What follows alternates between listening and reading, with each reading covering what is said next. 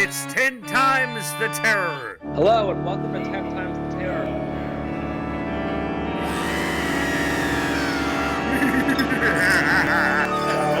Not okay. Clear the throats. There we go.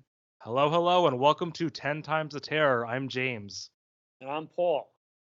And I'm Danny.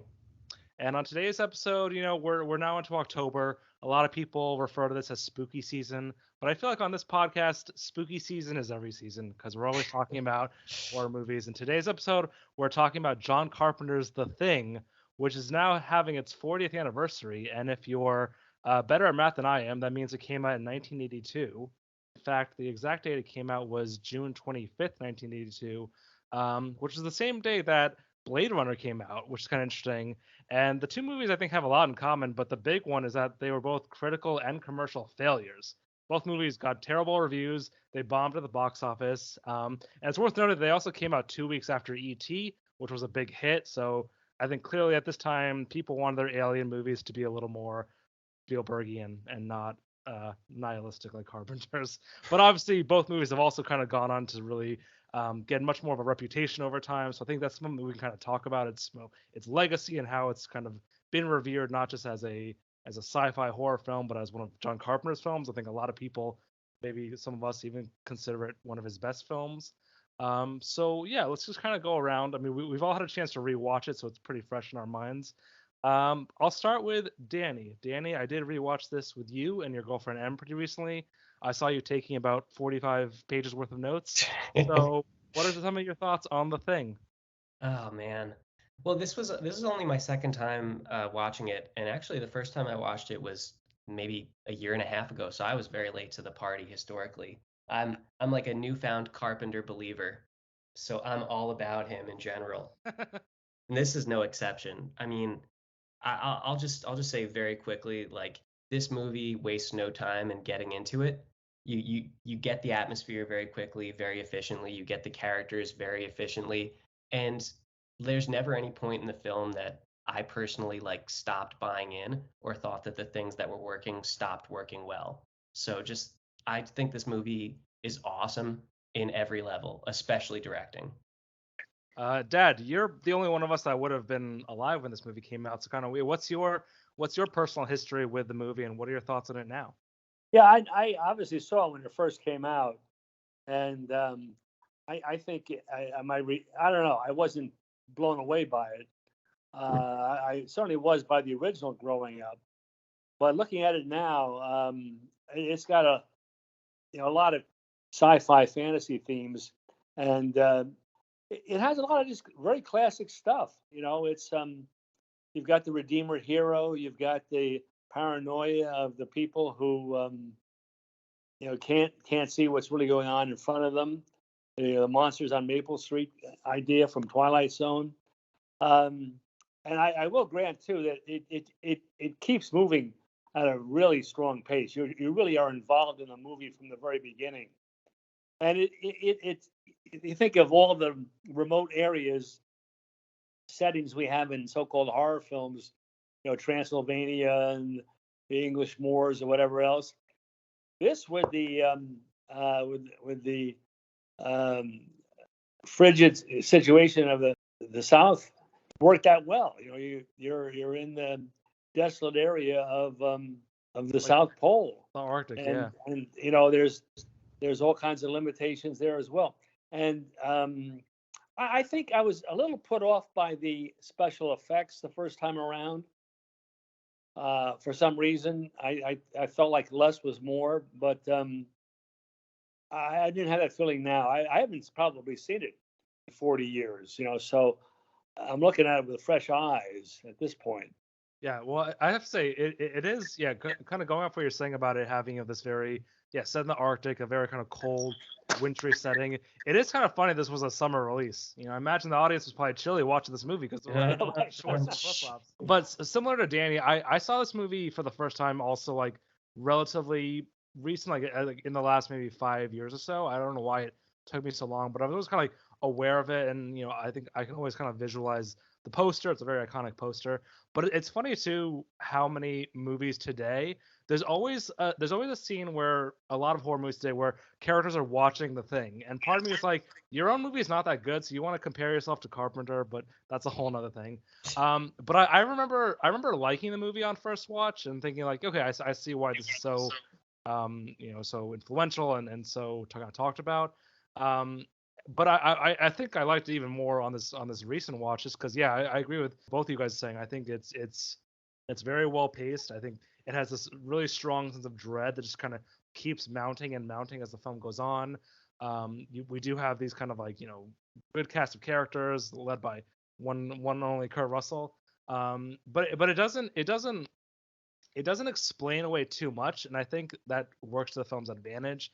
I actually had forgotten about the kind of initial kind of UFO shot of the UFO landing on Earth, but then like as soon as we cut to the dog running in the snow and the helicopter just shooting at it, it's such a strange way of starting a movie and kind of like bringing us into the story of like kind of like what's going on.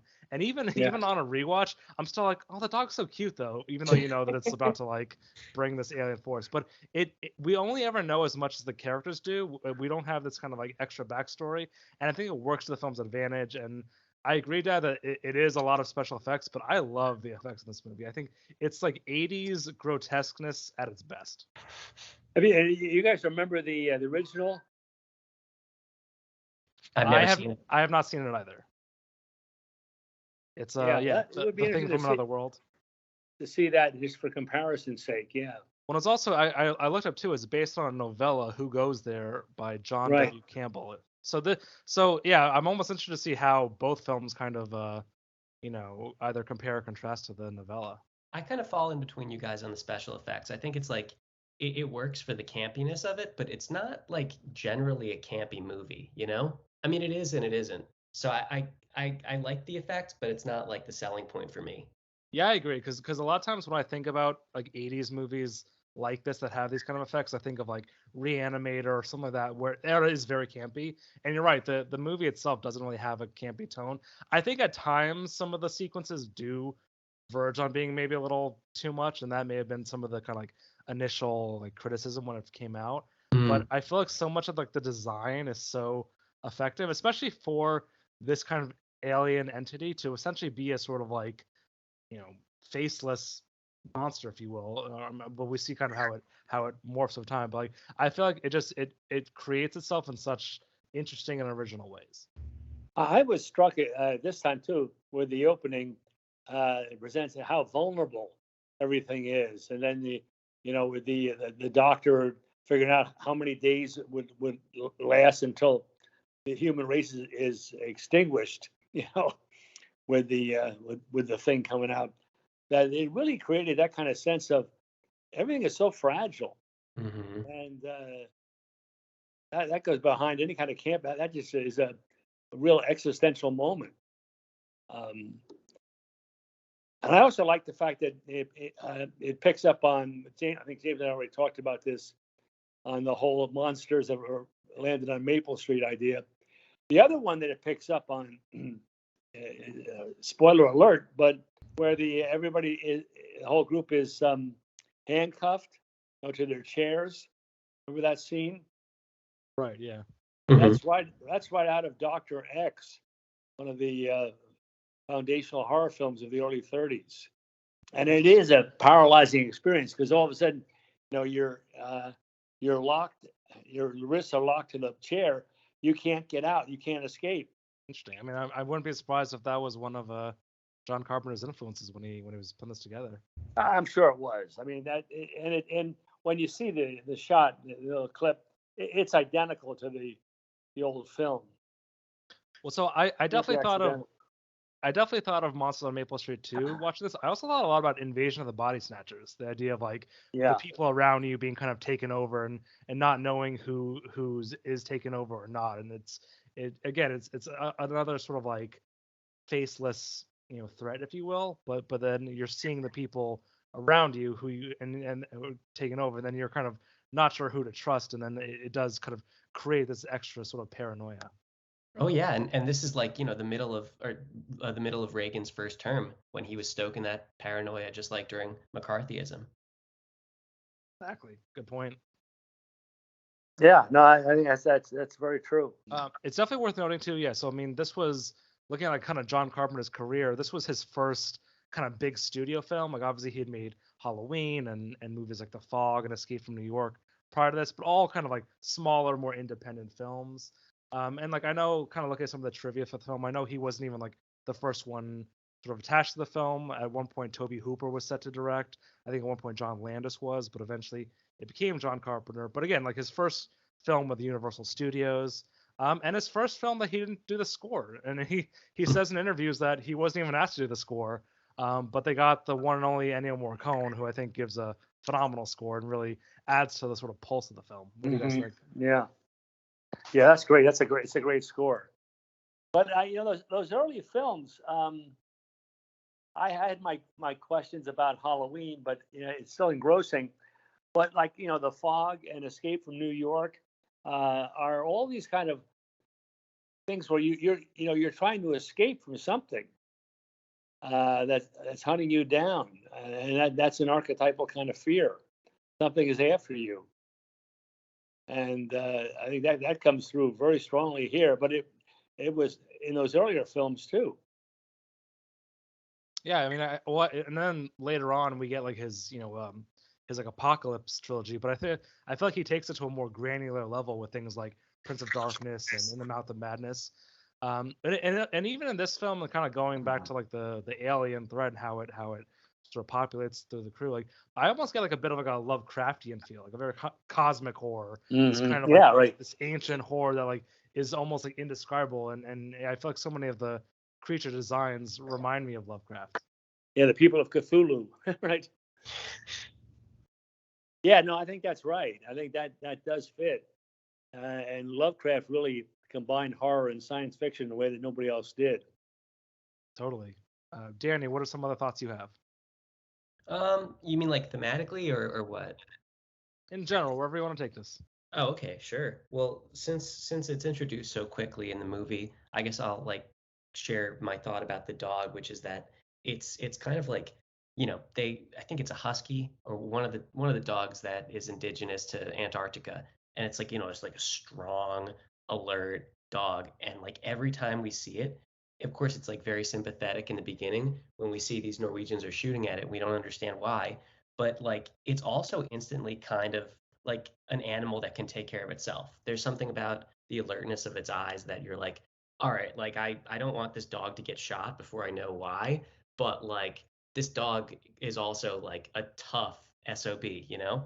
And then like as you start to realize what's going on, I just love how in the first 5, 10 minutes you see like stationary shots when the American base has sort of adopted the dog. It's just like by itself, always alert. Like it's always looking around. It's never napping or like it never gives off any air of being relaxed. It's just totally focused on its mission, which you quickly come to find. And there's just something that I'm sure you guys will be able to tie into other movies, probably including Halloween. Like the monster that just doesn't stop coming for you. It's always alert and it's always a threat, and like there's a supernatural element to that also. Totally. And we're also kind of going off that, the idea of it being kind of more like independent, if you will, is almost like in contrast to how the threat kind of goes through the whole group and how it relies on everyone being together as a way to kind of like spread. Mm. Yes, definitely. I also, I mean, I think there's a lot of comparisons to like Alien, both like with like the kind of cast of characters and yeah, this kind of very grand, um, obviously alien threat. But also reminds me of it too, where you kind of have, now you have like the spaceship and you're in space, but in this you have this sort of like the vastness of the Arctic, and it's this kind of like endless locale, if you will, which is sort of juxtaposed then by the sort of confinement of their base and how the alien sort of like morphs into each person. And I just love that kind of duality. Oh yeah, and you were making some great point at my place the other night about how like maybe there's one or two specialists, like scientists on the base of Alien and the Thing, but generally speaking, we're with like a working class crew, and that makes it somehow more relatable, right? Oh, definitely. Well, even as you were mentioning too, like the characters are all playing cards and you realize like they're doing very like quote unquote normal things, which makes them, I think, more, yeah, relatable and yeah, it just feels more easy for us to kind of like buy into. I will say one random fun fact that I found that I have to mention. So we talked about Ennio Morricone doing the score, and again, it's such a I think great score, and especially when he's so I think synonymous with like the Sergio Leone films and these Western soundtracks to do this kind of pulsing, dreadful horror movie score. But I didn't know this, but so apparently when this movie came out, this score was nominated for a Razzie for worst music score. Talk about things that have aged perfectly. Wow. Yeah. Freezing cold takes, pun intended. I had to mention that. Wow.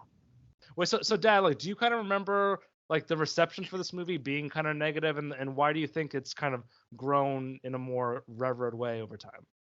I think it's substantive in a way. I think that it was a big leap from the genre films to mainstream. I think in that period, and I think a lot of the mainstream reviewers just felt like this is not something we really want to be bothered with. Halloween and those kind of things were all just really genre kind of films, and it's just almost like it's beneath the level of the aesthetics of the film reviewers. I wouldn't be surprised with that. You got to remember, the idea of doing any of these films as big budget was very new. There was a lot of negative reaction to the first Superman movie. Why would you make a big special movie about something like Superman? And what's the matter with Marlon Brando that he's appearing in something like that?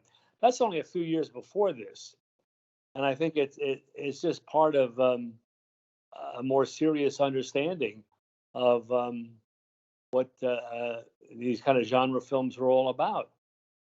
That's a great point. Yeah, I mean, you could look at this as like this is a time when things are not mainstream, but at the same time, going a few years earlier than this, you have things like The Exorcist, which was a big hit and was nominated for Best Picture. So it's not like the culture was necessarily unused to the idea of like a horror movie kind of getting mainstream. Yeah, and as we mentioned, I mean, Jaws shows up in this period too. The whole idea of blockbuster. So it's shifting over, but I think I think probably some of these reviewers that hadn't seen Halloween, much less The Fog or Escape from New York, when they're reviewing this movie. I don't know that for a fact, but I wouldn't be surprised that right. to say, well, who and what is this? And I think if you go back and look at the original, where the monster or the alien is destroyed by electricity. Here, where the hero throws the fire at. To me, I was impressed again with that. I hadn't remembered how effective that was, and I think it's very effective. And fire just looms up, which is, and in the greatest horror film tradition, you just end it in a very dark way. It's like the screen goes black. And some of the best horror films end in that very abrupt way, and this fits into that category.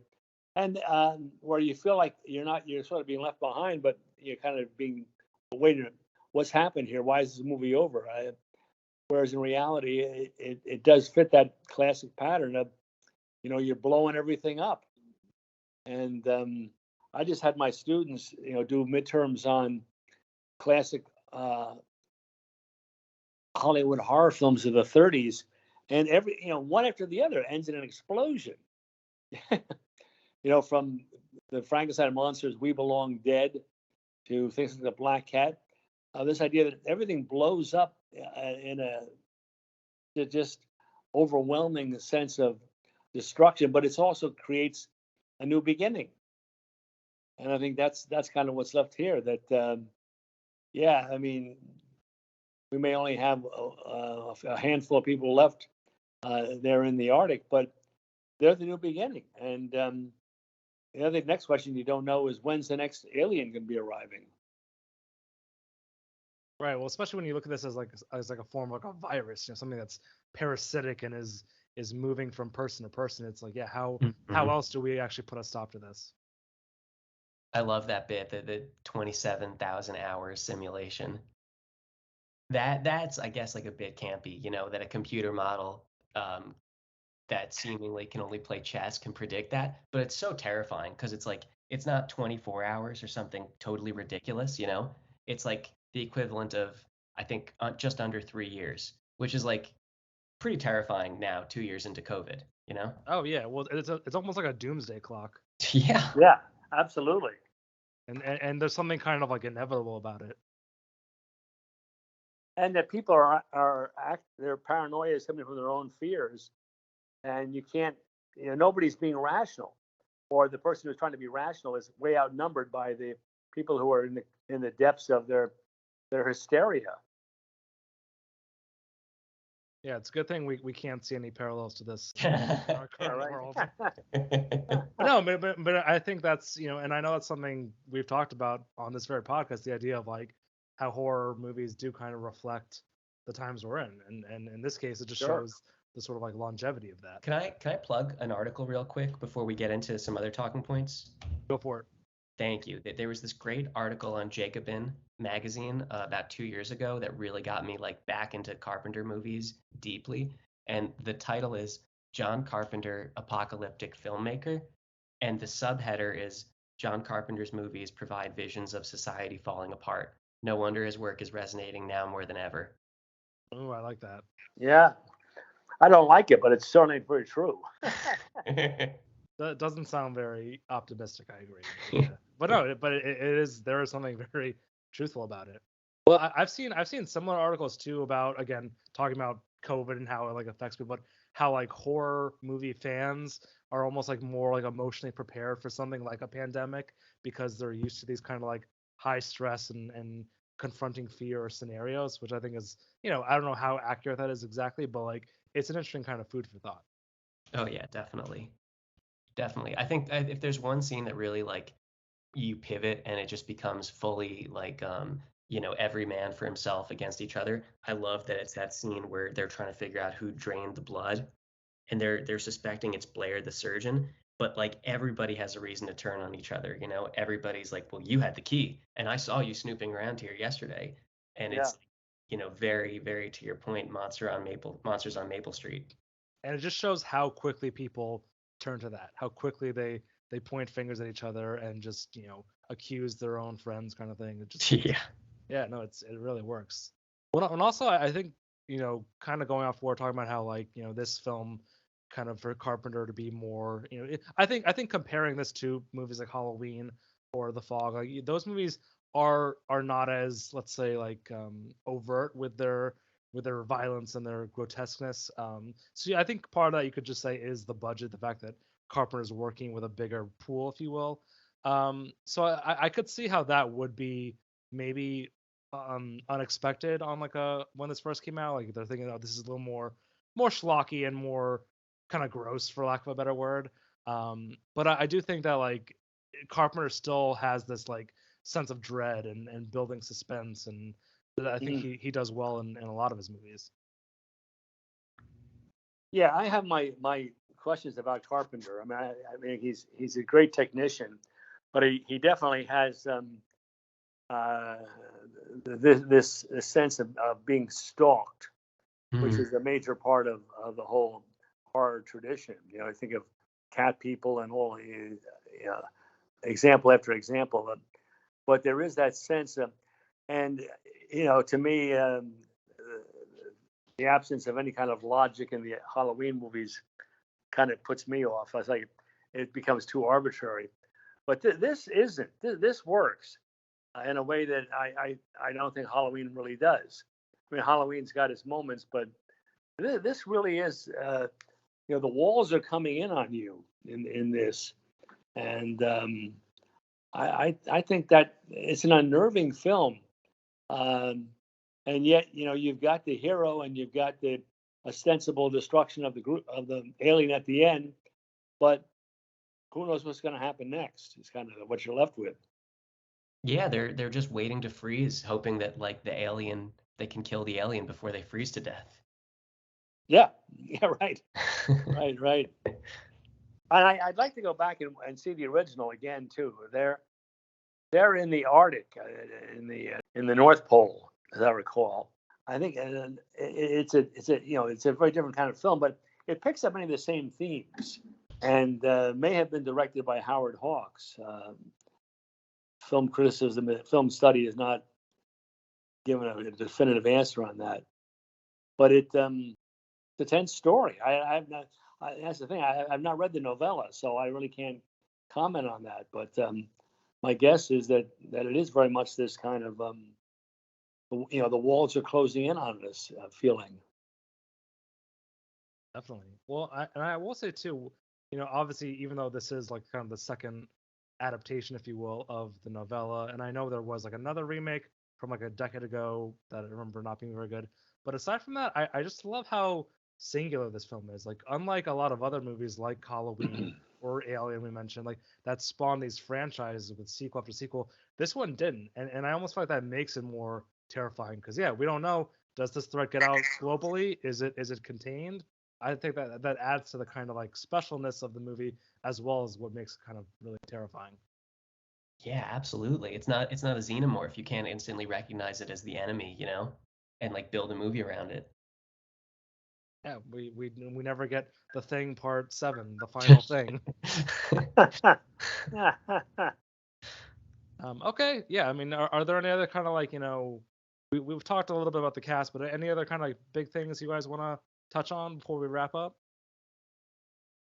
No, I just think that I like the way Carpenter opens his films when I start thinking about it. Like in here with the helicopter going after the dog, which is sort of a bizarre thing. Well, why would a helicopter be chasing a dog? It's like it's like that. This I think the crop duster scene in North by Northwest. Why would you be sending a plane after a guy? Like, just pull up in the car and shoot him. Right? But Exactly. you're caught up in what in the world's going on here? Mm-hmm. Of a feeling, and I think that makes it very effective.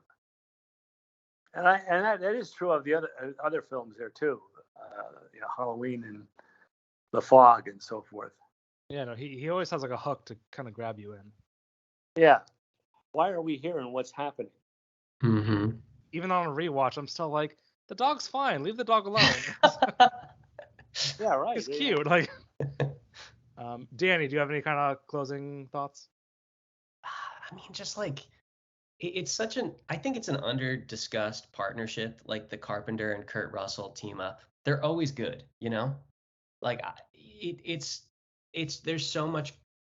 Kurt Russell has so much charisma in all those Carpenter movies that like even Escape from LA is like a passable movie for an unnecessary sequel, And in this movie, he kind of like he is kind of toned down for parts. He's not like the traditional 80s badass. He's certainly not like rippling with muscles like Arnold or Stallone or something, and he can like pull off the somber like, quiet, solitary, drunk leader guy, but he can also pull off like the classic 80s macho guy when there's that great line in the beginning when like the thing is killing the dogs and I think somebody like yells out for him like Mac wants the flamethrower. And it's just like, yes, it's so friendly, comfortable 80s macho man territory. And I think like, to the point we were all making earlier, like this film, it's not really campy, but it does have like a couple awesome campy moments that all hit. I definitely agree. And he can also pull off a really sweet beard. Give credit what's due. But you're right. I mean, this isn't Snake from Escape from New York. Like, he's much more of an everyman in this, but still has that leading man quality. Yeah. I agree. Okay. Well, I think that's a wrap. I think we're all pretty enthusiastic about The Thing. If you haven't seen the movie, I'm sorry we just ruined a lot of it for you. But also, what are you doing with your life if you haven't seen it? 40th anniversary. I'm glad that it is revered now more than clearly it was when it first came out. But I do think you guys, as we kind of touched on, yeah, I mean, clearly Carpenter has this more kind of like pessimistic maybe outlook on life, but it also kind of reflects a sort of like almost warning, if you will, of like what's to come. Mm-hmm. Yeah, they're all victories along the way. They just seem very temporary, but they do happen. Which is not unlike the Dracula movies or Frankenstein, where it's kind of like you win the battle, but the war continues. Exactly. Yeah. Very true. Okay, well, I think that's a wrap on this week's episode of 10 Times the Terror. Again, I'm James. And I'm Paul. I'm Danny. We'll see you guys next time. Thank you for listening to It's 10 Times the Terror. the podcast. One of my favorite films ever. Let's do that one again. Thank you for listening to 10 Times the Terror. This podcast would not be possible without listeners like you. You can find out more about our podcast by visiting our website, 10timestheterror.com. That's 10xtheterror.com.